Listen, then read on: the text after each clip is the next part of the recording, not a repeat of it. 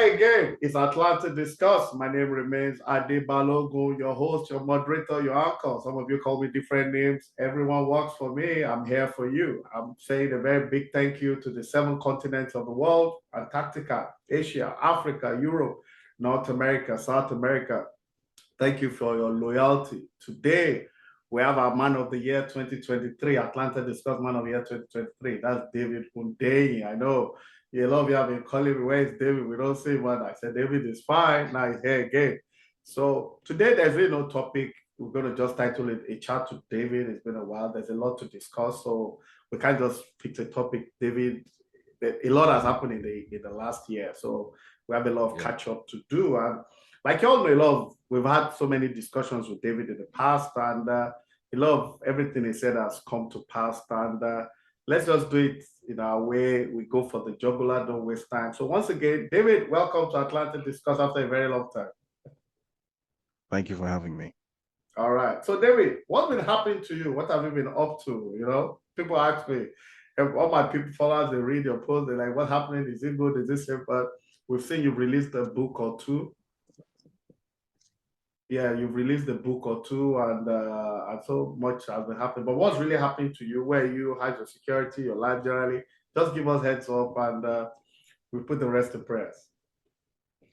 Uh so it's been a very busy year. Um Toward the end of last year, I decided to take a step back from my work at West Africa Weekly. So as you may be aware, I actually sold a majority stake in the platform. So I'm still on paper the editor-in-chief, but the actual day-to-day running of the newsroom, a lot of it has been delegated now. So I still jump in from time to time, but that's not what I do full time anymore. At the start of the year, I actually went back to paid full-time employment. Oh wow. So if you read my second book, Breaking Points, I actually sort of referenced a lot of what happened up until maybe about September last year when I ended up in Nairobi, Kenya. But even that arrangement wasn't permanent, and eventually I had to relocate myself to the UK. So I actually took up a full-time um, a project management gig in tech. So Oh wow. for much of this year, I've just been sort of focused on the job because there's been a lot to learn. Mm-hmm. Um, a lot of it was stuff that was in my purview. A lot of it is also very new stuff because this is a job in the part of the tech space that isn't software. This is hardware tech. So this is the so-called renewable energy space. So there's been a lot of really technical stuff that I've had to pick up over that time. So I wouldn't say I haven't paid as much attention to Nigeria because I have. I think I always will, but um especially the first half of the year, I noticeably took a step back. Over the past couple of months, I think I've started to become a bit more active in the Nigerian space again because I guess once you set out on this journey, you really can't you don't really get the option to sort of step away to come and find you.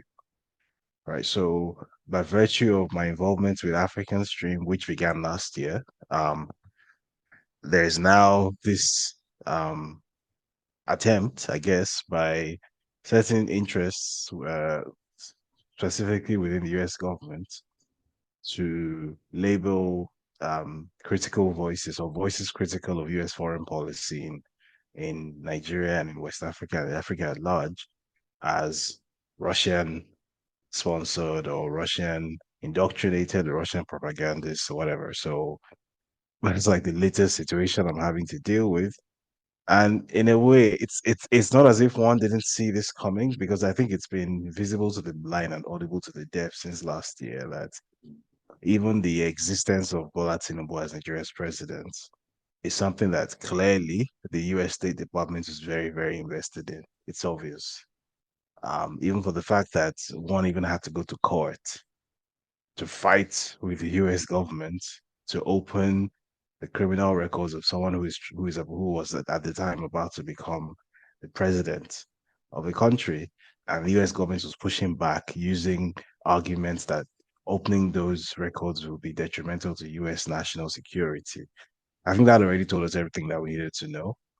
So, but even then, it's still been quite an experience to watch them sort of come out of the shadows and make the attack very frontal and direct, which isn't something that they're renowned for doing. So, yeah, I mean, it's kind, it's very, it's I'm looking for the words to describe the sort of chorus of emotions I've been feeling over the past few weeks and months.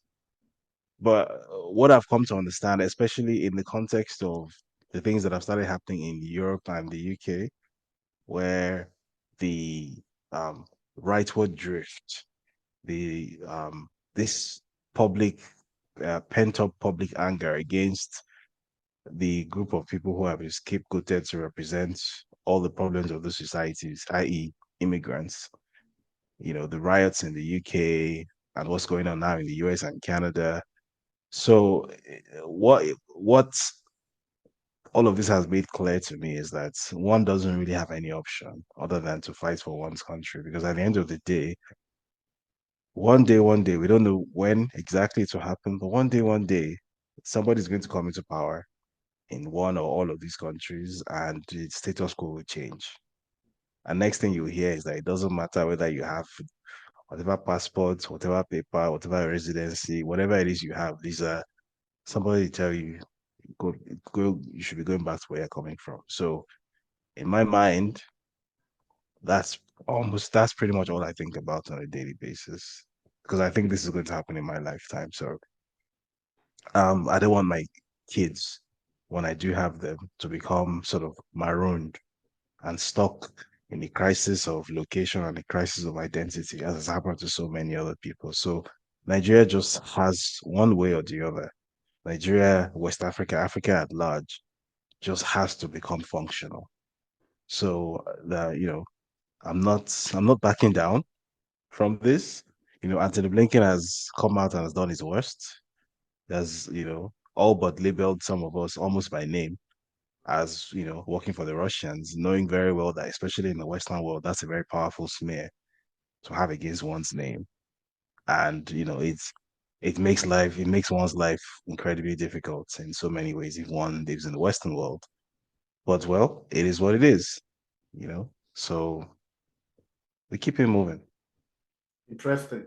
So, I mean, after all the exposes on Bola Tinubu, the failure from the Nigerian establishment, the judges, the judiciary, I'm sure you read that the Nigerian judiciary has taken more bribe than even the police, something that was corroborated Mm. by. So, my question is, there's a lot of docility among the Nigerian people, despite the bad economy, the hunger in the land, and all that. What do you think Yeah. is responsible for this high level of docility? I think so. As I've said, I think this was sometime in May or April May. that I made this comment That's why I'm that, asking. I know you've spoken about it before. So, yeah, many, if not most, sub-Saharan African countries have some sort of history of shared struggle to gain independence or to gain freedom. Pretty much every sub-Saharan African country I can think of, almost all of them have something like that. The exceptions are countries like Nigeria and Cameroon. And you can see how those two countries are very, very, very similar mm, in the sense of just seeming to have no purpose whatsoever. They don't know why they exist. The people don't know what their purpose what their purpose on earth is except to quarrel with each other and to plunder their own country, and then run away. And yeah, so I think that when a country or when the people in a country have a history of shared struggle, I think that's when the identity of being Kenyan or Mozambican or South African or Zimbabwean or Ghanaian, I think that's when it actually means something. But in our context, they sure we had a few people who were parts of sort of Pan-African independence movements. But was there ever, and we had a few like isolated flashpoints. which we now speak of as though they were part of an independence struggle, even though they were really just localized issues surrounding things like tax, like about women's rights and things like that. We talk about them as though these were events in Nigeria's anti-colonial struggle. They actually weren't. They were just localized struggles against specific parts of colonial policy that the people there did not like. There was never any pan-Nigerian nationwide independence struggle. In fact, as you recall, well, let me come in saying as you recall, as if you were there. But as history tells us, the first time the motion for independence was actually moved in Nigeria's parliament, more than half of Nigeria's parliament actually voted against it. Mm. I think that was in 1956, Nigeria, or 1955. Nigeria had the opportunity to become Africa's first, or sub-Saharan Africa's first independent republic, and we turned it down, or the half of the parliament turned it down, because that's just how utterly disunited the country was. So I think that has carried over into this total absence of national identity that we have, because the basic units of that courage, that determination that you're referencing, kind of thing that we've seen in places like Kenya, the basic unit is identity. What does it mean to be Nigerian? If I think if you ask four different people from four different corners of the country what it means to be Nigerian, you'll get four different answers. Mm. Because we as a people haven't decided what the hell it actually means to be Nigerian. We haven't had that conversation as a collective. And when the topic is raised, it's always done in the context of force or in the context of violence. It's never done in the context of, okay, we as a collective need to decide why we came to this planet. What is our purpose here? What is it that we're trying to accomplish here? Do we just come to, as I always say, eat, sleep, wake up, eat, dance, listen to music, work very hard, Drink. have sex, have children, and then die? Is that what we came to this planet to do? What geopolitical ambitions and aspirations do we have? What economic aspirations in terms of our group, our collective future do we have? These are conversations like countries like India and China had when after they came out of their colonial experiences, but we absolutely have never had that conversation. So that lack of identity, which people often misdiagnose as something that is caused by ethnic divergence, even though countries like Kenya are also very ethnically divergent, it's not actually ethnic divergence that is the problem. It's the fact that as a collective, whichever part of the country we come from, at the end of the day, we're all human beings and we're all Africans. The things we're looking for in life are not that different at the end of the day. So if it's about ethnic differences, the US or Canada, for example, those are infinitely more ethnically heterogeneous than anywhere in Africa, right? There's no nationality in the world that doesn't have a population that is represented in the US. Does that stop the US from having a singular a national vision or policy? No, it doesn't. So we haven't had that conversation within ourselves as a collective, and consequently, we have a total lack of identity and a lack of ownership over what is happening in our country. So, which is why, in my case, for example, um, what I set out to do when I started out on this journey 5 or 6 years ago was it could essentially be boiled down to the word ownership. I wasn't content to just report in a sort of abstract sense and watch my country sort of fall into ruins around me, and I'm just looking like I'm powerless. I believed I had some power. I have the power of research and storytelling. I have the power of narrative. I have the power of information. And if I use this power, I can change something. That's ownership, right? Feeling like you have a stake in this thing and that it's your duty, your responsibility to use that capacity you have and that stake you have to certain effect.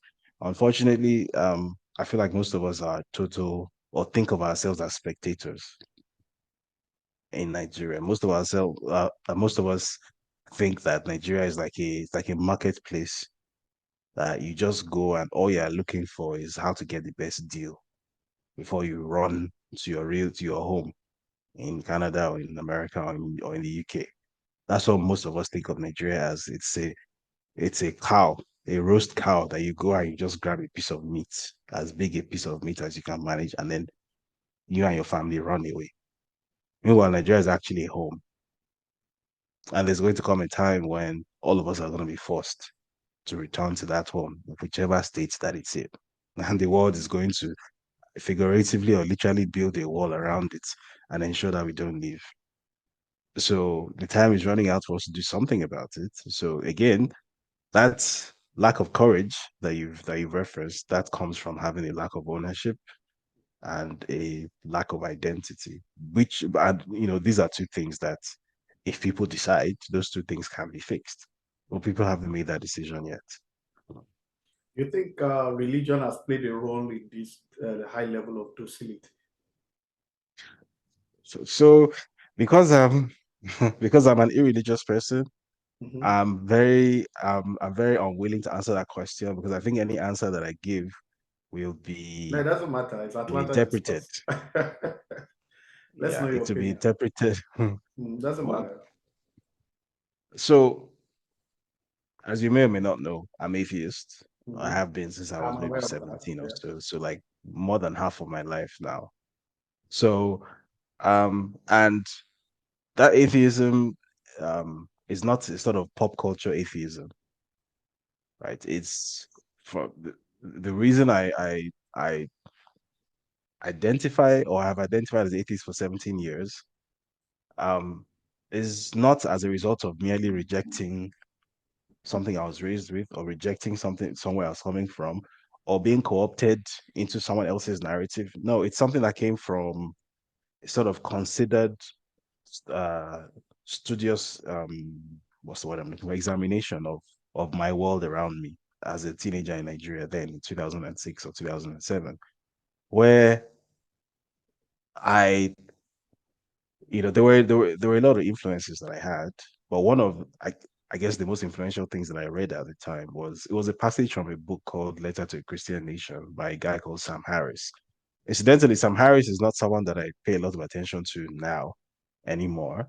But I guess they say even a broken clock is correct twice a day. And he said something to the effect of we are all we're all atheists in most religions. Some of us just choose to go one religion further. Okay, no, he said something about we all atheists to most gods. Some of us just choose to go one god further. So the inference of that is, you know, whatever it is that you believe in, someone else considers your belief to be ridiculous.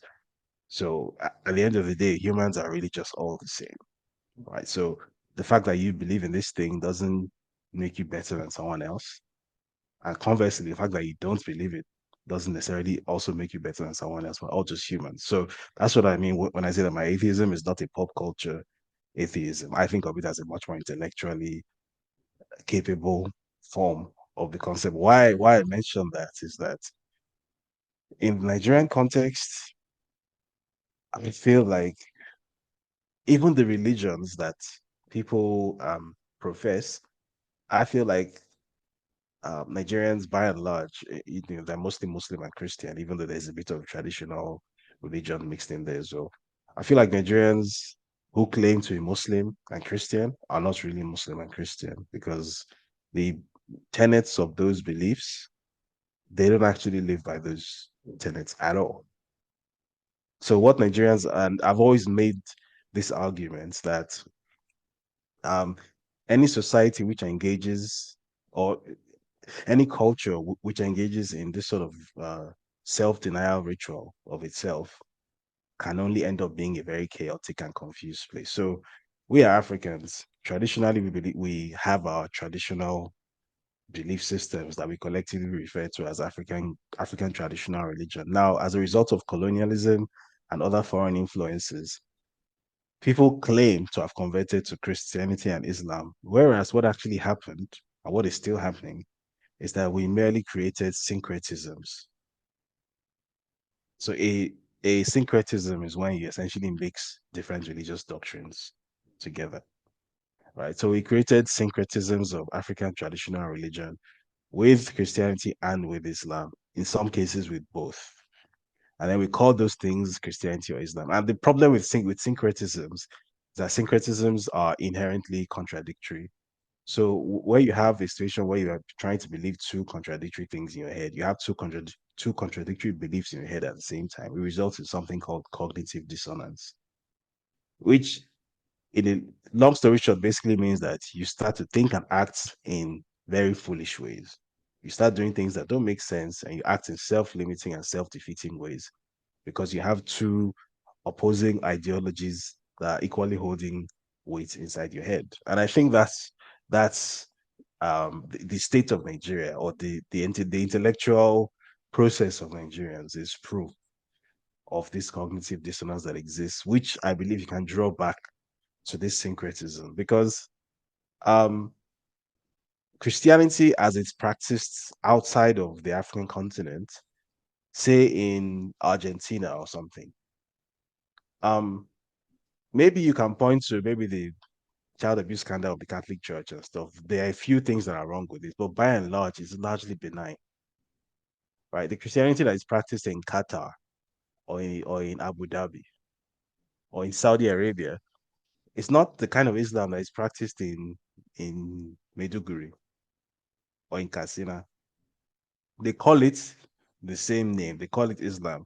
They pray 5 times a day. They face Mecca. They go through all they jump through the hoops. But in practice, these people are practicing syncretisms, and they're not really, holding true to the core of what it is, essence of what it is they claim to The believe in. tenets of So those religions. Yeah. people are doing things that do not make sense, both in terms of their religious life and in terms of their normal day-to-day activities.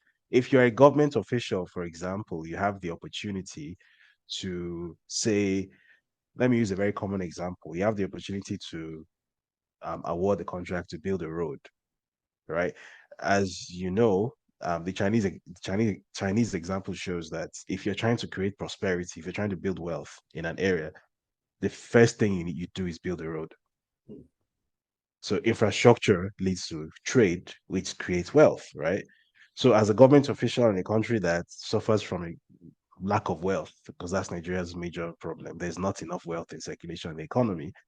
As a government official that has control over a government budget that can spark that wealth creation through infrastructure, the logical thing to do is ensure that as much infrastructure as possible is built as possible as to as high a standard of quality as possible. Instead, what a Nigerian does in that situation is they skim off as much of that budget as they can, in some cases, all of it,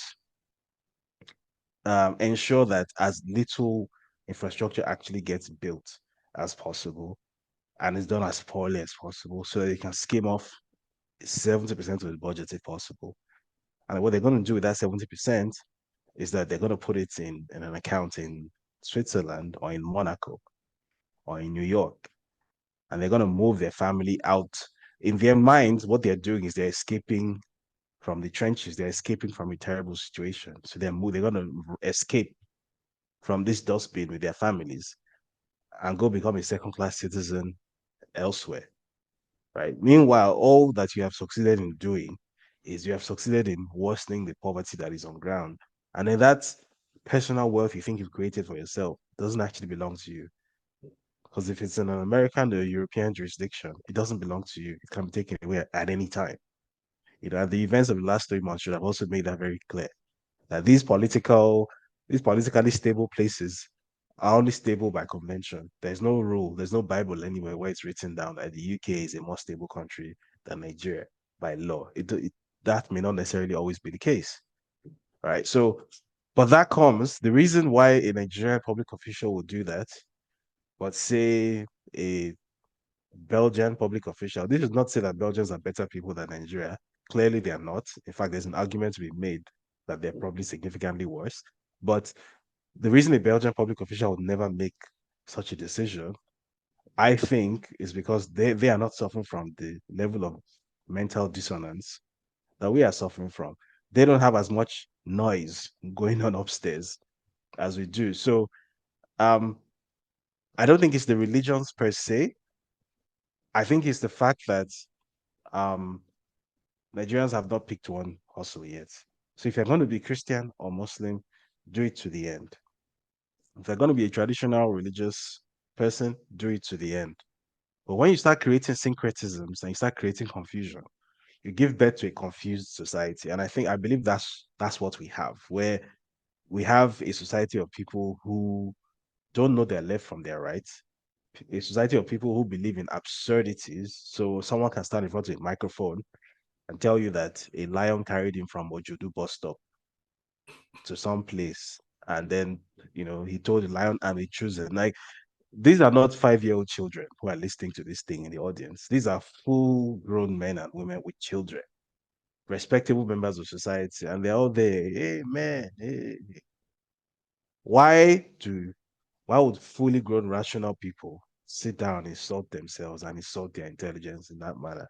I believe that that happens because there is dissonance. There's cognitive dissonance. There's a lot of it, and I think it's an issue of national security when you have a population of people who have that much mental noise going on. It then becomes an issue that, in my experience and in my opinion, Nigerians have a basic lack of ability to think and process information.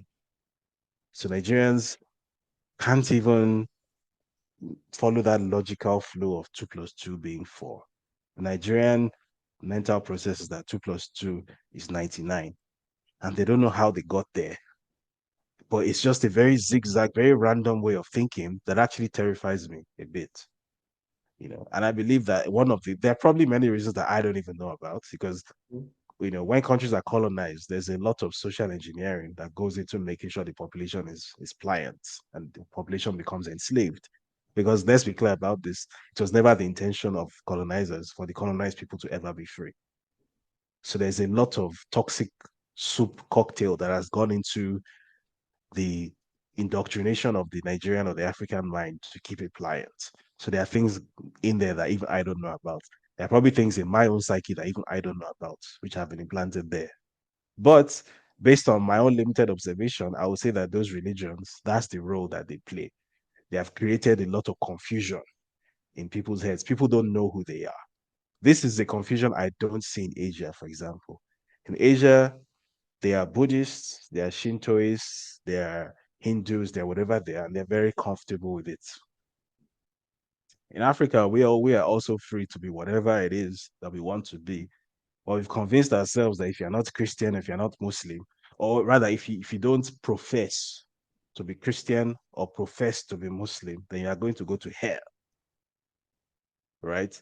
So, even your own native spirituality is going to send you to hell, which can only then have the inference that by default, the African state of being is somehow inferior to other people's state of being. I'm not a psychologist. I don't know the full extent to which that um creates damage to the African psyche or to the African mind, but I know it definitely doesn't do anything positive. So how are we going to solve that problem? I have absolutely no idea. As I said, I'm not a psychiatrist, I'm not a psychologist, but I can only say what I see. Interesting. Well, I think I agree with you. That's why I asked a question, and I like the way you put it into proper perspective. So recently, you got labeled by the American government. You mentioned it earlier on. Not maybe sometimes not in person, but by entities you represent, and that you have investment in and all that. So why do you think the U.S. labeled you and the entities you represent? Why you? It's so there are two issues. The first issue is with me specifically. Mhm. Um, I I have done something that the US considers to be politically toxic. Okay. Not necessarily even to the administration in power, but to the US establishment in general. I have identified the existence of a what's the word I'm looking for? A sitting puppet. Usually how it works is 60 years after the fact, then the US will, what's the word? They will declassify their CIA documents or whatever about the issue. So, like now in the 21st century, is when we're reading declassified documents showing that the overthrow of Salvador Allende in Chile in 1973, and the entry of what's his name, Gustav Pinochet into power, which was a CIA operation. We're reading about all these things now because they've been declassified decades after they don't matter anymore. Mhm. That's how the US does things. But what I've done is I have exposed the fact that Bola Tinubu and the entire machinery that brought him into power, which, and this process didn't start in 2023. Well, this goes back to maybe 2012, 2013, when Goodluck Jonathan was still president. The creation of the APC, the fronting of Muhammadu Buhari as a candidate, and then all the machinations that led to the maneuvering that led to Bola Tinubu becoming president, and the fact that Tinubu is like the ultimate Manchurian candidate. All of this, as far as they are concerned, it's supposed to be information they are going to release in the year 2079, when all of us are long dead. And then the people who are reading it will say, oh, okay, we read about this thing. So that's what, and then to be an academic issue, and it doesn't matter. The same way when we are reading now about Salvador Allende in Chile, we don't care anymore because Mm. this is not 1973, right? But what I have done is that I have turned it into an ongoing situation, which is very uncomfortable for them. So every single time I open my mouth and talk about it, every single time I tweet about it, every single time I put out an article, every single time I do a speaking engagements, and more people are coming into contact with this information, it's making their position weaker because a lot of this power can only be wielded when it's wielded in secret. When this annoying independent journalist guy comes and insists on bathing everywhere in sunlight, it makes it a lot harder to accomplish these foreign policy objectives. Because the entire point of having a puppet is that the puppet is never going to act in the interests of the country the puppet is governing. The puppet only acts in the interests of those who are puppeting him. So, if the fact that they are puppeting this person is publicly exposed, then becomes a problem because um, the second usefulness of a puppet is that whenever there are problems on ground, the puppet is the one that takes all of the heat. People never look behind the curtain. People never look up the food chain to see where the problem is actually coming from. So if there's a problem on ground, maybe people are protesting about hardship in Nigeria. People can only see Bola Tinubu.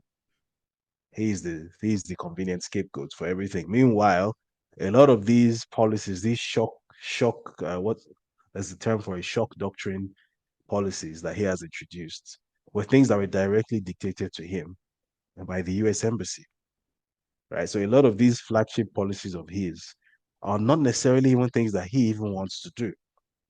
But that's the point of being a puppet.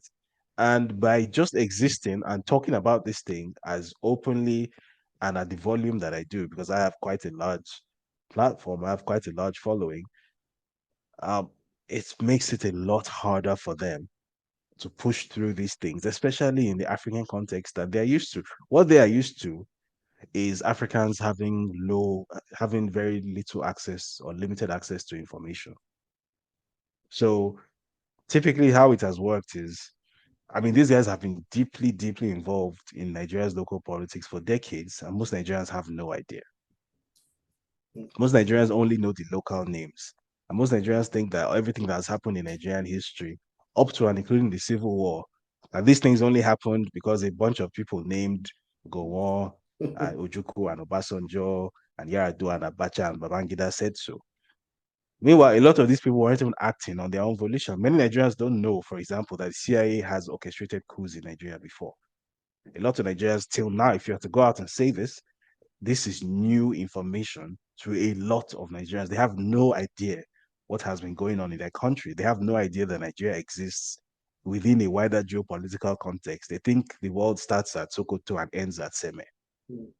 The idea that there are big, wider forces at play in the world and that Nigeria is part of the world, that information hasn't really got through to a lot of our people. So that doorway to information is what I have been opening. And it's making, I guess, the US Embassy in Abuja very uncomfortable. Because also bear in mind that it's not their best foreign intelligence people that they send to Africa, right? Their best foreign intelligence people are the ones they send to China, Iran, Russia, right?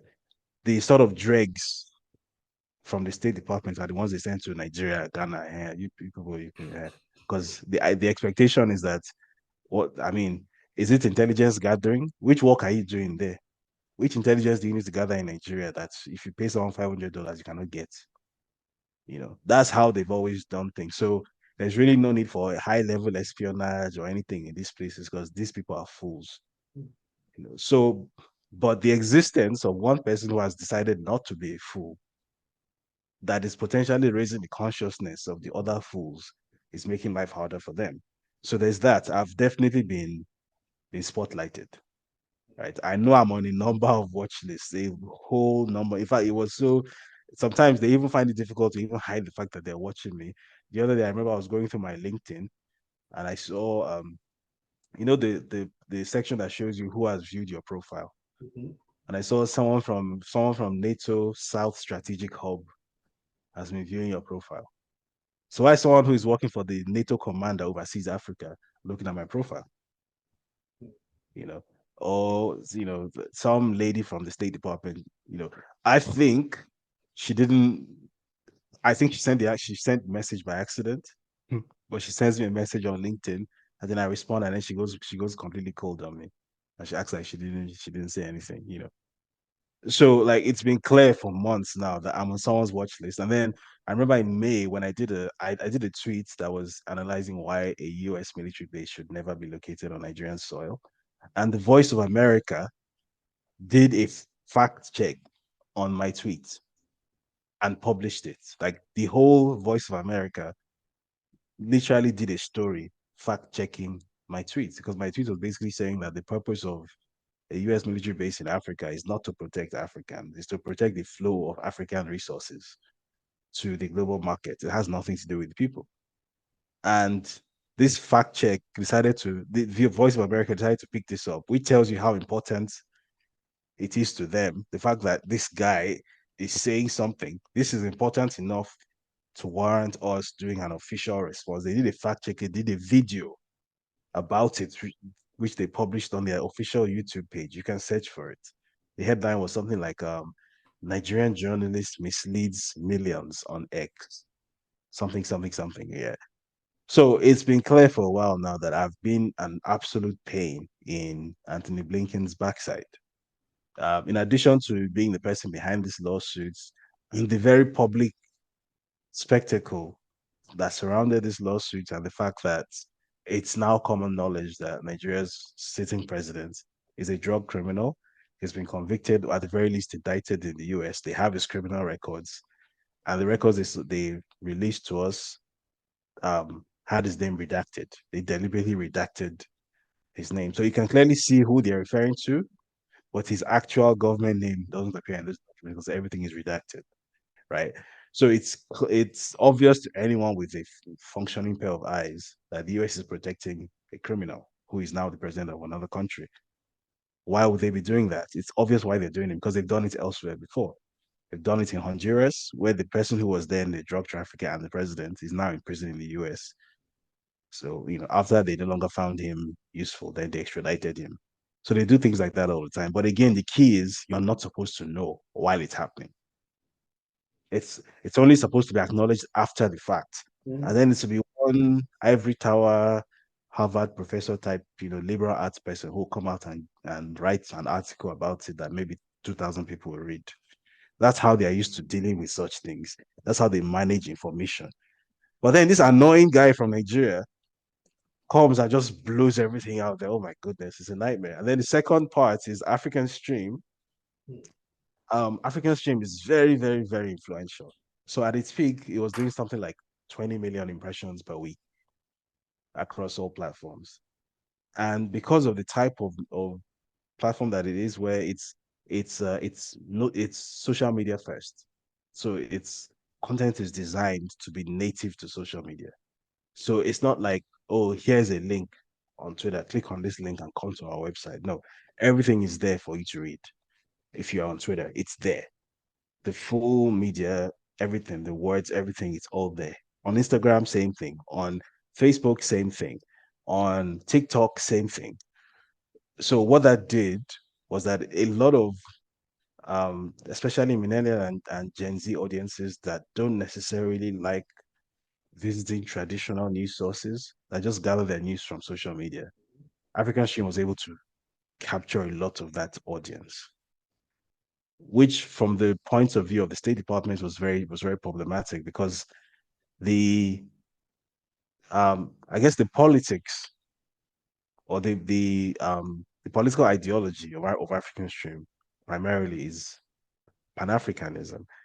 For whatever reason, the US, when it hears the word Pan-Africanism, the term Pan-Africanism, it absolutely loses its mind.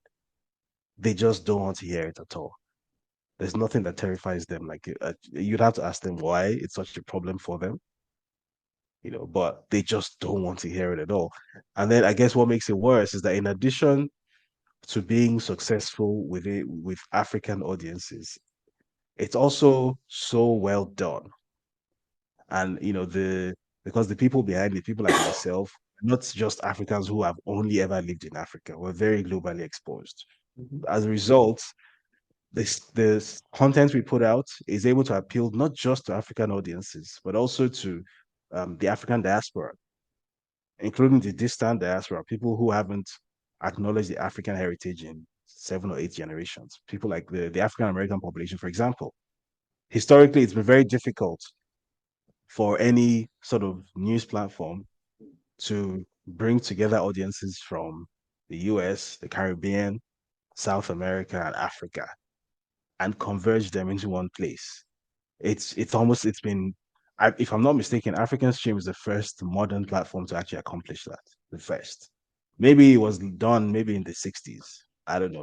But in my Mhm. lifetime, the first time I've seen it happen is the African Stream where um audiences in Atlanta, audiences in Kingston, Jamaica, audiences in Bahia, Brazil, and audiences in Lagos, Nigeria are all tuned into the same thing and they all understand that they're all part of the same context and they all understand how their different situations converge in one place and how they all fit into each other's context. That hadn't been done before. And the US government considered that to be a threat because from the American point of view, anything at all that exerts influence over American citizens that is not under the direct control or eye line of the US government can only be a Russian, even if deep down it's not a Russian thing, but just for the fact that you don't control it, just call it a Russian thing because you know if we can't control this thing, then we have to destroy it, which is I guess it's the American way of looking at the world. America does not see the world, or let me say, the U.S. government does not see the world as a place where two or more, or multiple power centers can exist. It believes that there should only be one. It should only be the U.S. and everyone else should be subservient. That's how it sees the world. So anything that is multipolar, the US government is always very vehemently against it. So you can draw a straight line, for example, from how vigorously they fought African Stream to how vigorously they fought, for example, the Chinese capacity to manufacture microchips, right? Because it's the same type of reasoning. There's no evidence that the Chinese are manufacturing microchips because they want to destroy you or whatever. But just for the fact that someone else might become a global leader in something and you're not going to be in control for once, you have to try and destroy it. You know. So, but just like what they did to the Chinese only ended up strengthening the Chinese local microchip manufacturing capacity. And now SMIC, which is the local Chinese chip maker, is now almost on the same level as TSMC, which is the Western leader in Taiwan. I believe something similar is going to happen with information because they're going to turn it. There's something called the Streisand effect, where in trying to keep information concealed from certain people, you end up turning it into forbidden fruit, and then everybody must have it. So now everybody wants to know what is it that this platform reports that the U.S. government finds so objectionable. We have to know. you know. So yes, temporarily they have hobbled African stream. They've kicked us off Facebook, they've kicked us off Instagram, kicked us off YouTube, they've kicked us off TikTok, we've been demonetized on Twitter. So we're literally just holding on to Twitter with our tips of our fingers, and um they've also suppressed our content on Twitter. So there's something called algorithmic content suppression, where the AI tool, you don't even need a human moderator for this. The AI tool looks through your content as you're posting it, and based on the presence of certain keywords or word patterns or whatever, it's able to gauge whether this content fits the kind of content that the US State Department wants to be out there or not. So if, for example, I tweet something very random, I feel like picking my nose. I know normally I'll get 1.5, 2 million views easily on that Mhm. tweet. Once I tweet something that has certain keywords, I know that I'll look at that tweet for the next 24 hours and it will get 60,000 views. That's algorithmic content suppression. So they're doing that to African Stream as well. So African Stream is get like this is a platform which previously every single tweet maybe conservatively 5, 6,000 retweets. Now African Stream is doing 500, 400 retweets. So it's very obvious what is going on. But that's only temporary because as we migrate to other platforms that the US government does not control and we start to grow on those platforms, the audiences are also going to start migrating with us because what has happened has also made it clear to audiences around the world that this weaponization of tech that the US always accused the Chinese of doing, because the Chinese have this golden shield internet censorship system. The US always said they use it to ensure that there's a kill switch for Chinese internet. They can stop you from accessing websites. They can do this, they can do that. But we are the ones who believe in freedom of speech. We are freedom is their brand. And now they've showed that they're willing and able to do it. In fact, they've done it before ever the Chinese even did it. So, in other words, at the very least, there's no difference between you and the Chinese. Mm. So now, I guess that mental block that once existed, that had made people unwilling to try out Chinese social media platforms, that mental block, the US government itself has destroyed it. I know now I have started becoming a lot more, what's the word I'm looking for? I've started exploring social media platforms outside of Western control in a way that even just 3 years ago I might have been very unwilling to do. But here we are. Interesting. So let me quickly give you a follow up on that. Okay, like I remember during the Nigeria ECOWAS fiasco, I know you broke a news about Nigerian military wanting to invade Niger. You understand? And Yeah. I mean that was a true story, no doubt. So my question really is that is there a possibility that some of the sources are Russian entities and they might be unknown to you? I mean, even though the story Sources is of true, what? maybe you might not know your source. Somebody could just send you an information. I'm just asking. Okay, so if you're referring to that story specifically, I Yeah. did know my source. Oh, My okay. source my source was a Nigerian military officer. Oh, okay. All right. That Yeah, answers that. Mm, that answers and with African stream as well, it's a similar thing. it. Mm. Africans, so they are even more stringent than I am. Oh, So okay. like in my case, I sometimes work with anonymous whistleblowers and whatnot. African stream does not do that.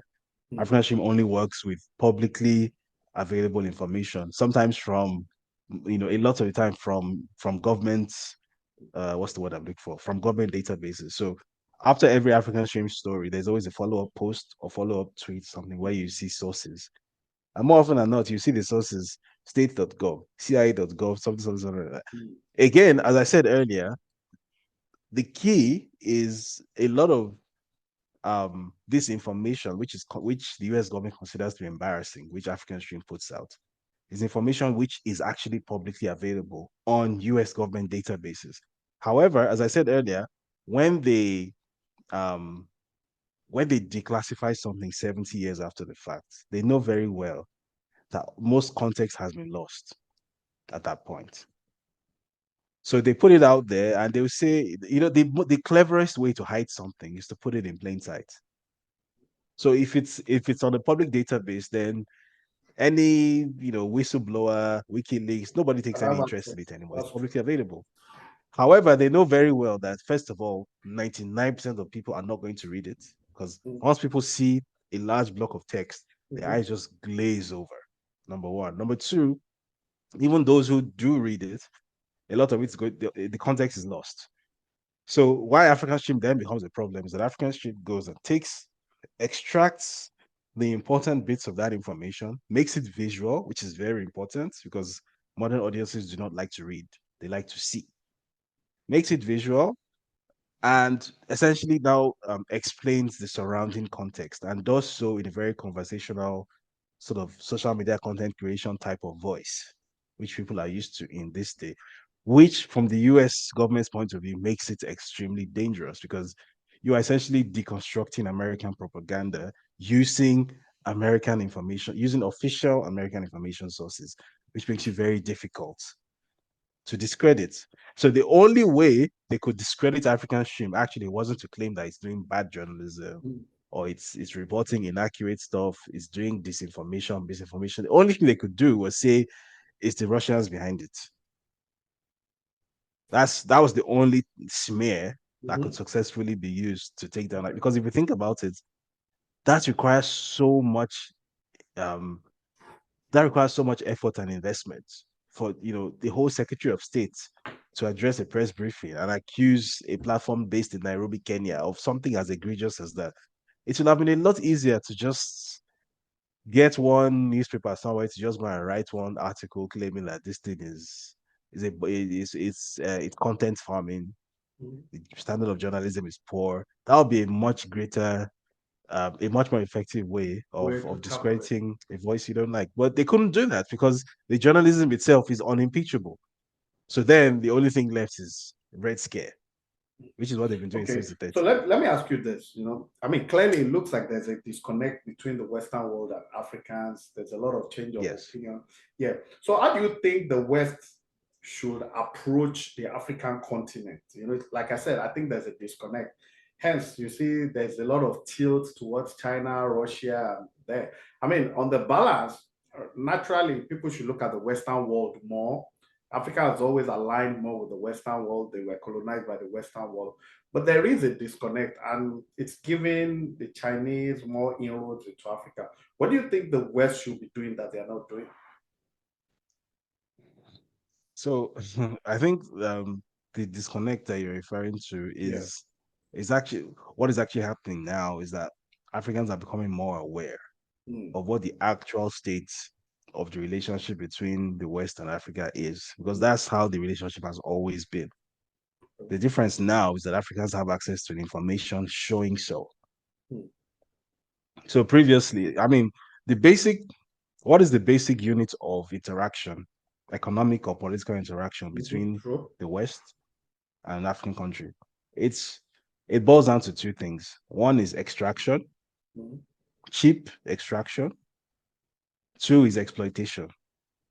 And then maybe three will be like sermonizing or talking down or something. It always comes down to that. So in an economic sense, what is the basic prototype of every economic interaction, maybe over the past 600 years between Europe and the US and Africa? It's always that they are coming in, they are taking out something which is a sort of very cheaply available resource. The resource itself doesn't isn't necessarily cheap, but it's cheaply available because there's some sort of chaos or societal dislocation at source that makes it cheaply extractable. So, for example, let's go back to the slave trade. The resource then was humans, right? Humans are not cheap. Mm. In fact, if you are to quantify humans in terms of their economic price, they are the most expensive economic resource on earth. But people were giving were exchanging one umbrella for 10 adult men. Why was that? It was because there was some sort of societal True. dislocation Mhm. on the west coast of Africa that made that resource cheaply extractable. Same thing with, you can draw it to crude oil, diamonds, coltan, tantalite, lithium, diamonds, whatever it is you can think of. It's the same. These things are not necessarily cheap, but the situation on ground which has been engineered because that situation didn't just happen out of nowhere. That situation on ground that has been engineered makes it such that you can go and mine the world's largest diamond and you basically pay nothing for it. You pay peanuts because I mean the people on the ground are not in any sort of bargaining position to do anything about it. I'll give you Goma, which is in the DRC. Mm-hmm. Yeah, I think it's in the Kivu It's on province. the Kivu area, the That's border between yeah, Rwanda and Congo. Yeah. exactly. Goma is not a particularly big city. The only noteworthy thing about Goma is that it's the capital city of that mining region, right? It might surprise you to know that Goma has some of the busiest airspace in Africa. Goma Airport is not a big airport. It's not even a medium. It's quite a small airport, actually. But Goma has extremely busy airspace. How is that possible? Well, what happens is that a lot of these mines, many of them illegal, because mining is something that happens. The government of DR Congo is the government of Kinshasa. What happens in the rest of the country is completely nominal. They don't control it. That's just the truth, right? A lot of these mines completely illegal, but they're just operating because who the hell is going to stop them? And more often than not, there's a like a dirt strip a few hundred meters away from the mine. So the days, whether it's diamonds, precious stones, or whatever it is, if it's not too heavy, if it's the kind of thing that can be loaded onto a plane, they load it onto a plane, like a private jet on that dirt strip, and that thing takes off and it's headed to Dubai or Mumbai or Brussels or somewhere where it's going to be integrated into the global supply chain of that particular material. And it's extracted for the people doing the actual extraction are maybe children or the women who have zero economic leverage. So you have these people are making world leading levels of profit. That has always been the interaction between Europe and Africa. Even when it comes to human resources in the present day and age, where you have very highly qualified human resources like yourself, like me, who were born and raised in Nigeria or in Africa and found ourselves in the West. How did that come to be the case? The countries and the economies that we grew up in, were those countries compensated for losing us? No. In fact, we paid to move there. We paid to, to go through the university systems, maybe get master's degrees or whatnot. And we are basically injecting economic value into their countries, into their economies, at the expense of where we're coming from, and we are paying for the privilege of doing that. That has always been the interaction between America and Europe and Africa. It's always been a predatory one. The difference between 50 years ago and now is that now this information is very widely available. In fact, people are saturated with information now. 25 years ago, there was no internet Mm-hmm. in Nigeria, not really. Now it's everywhere. Something like 60% of Nigerians have a smartphone. So and it's even higher if you include the rest of of Africa because Nigeria is still quite, we're not quite there yet by even by African standards. So the fact of information being this ubiquitous now has made it such that people are now more aware of the type of interaction that exists between the West and Africa. So that's the problem the West is facing. So I don't think it's so much a case of what the West needs to do, because the West has shown over 600 years that it can only do one thing. It's always going to be what it is. The West has no intention whatsoever of changing the kind of interaction that's always had with Africa. Europe, for example, because maybe the US will always be fine one way or the other. Mm-hmm. But Europe specifically is a continent that cannot exist without Africa. Everything that is of value in Europe comes out of Africa. The entire resource base, the resource base for the entirety of the continent of Europe, outside of maybe Russia, is Africa. The human resource base, because Europe also has a quickly declining population. I believe it's the oldest continent on Earth in terms of age demographics. A lot of the youthful vitality that keeps those economies running is now coming directly from Africa. The skills, the knowledge, the R&D, and a lot of times even the capital, because Europe, always makes a song and dance about, oh, they donate so and so billion euros in aid to Africa, and they never talk about the many multiples that are going the opposite direction. every year. That's what holds these economies up. France, for example, I believe the former French president Jacques Chirac said so very openly that without France Afrique, France would be a third world country, and it's the truth. And Mitterrand, that's why Mitterrand after also having mentioned it. Francois Mitterrand yeah, also. and that's why after having But Francois Mitterrand. let me quickly After chip in something. Let me quickly chip in something. The Chinese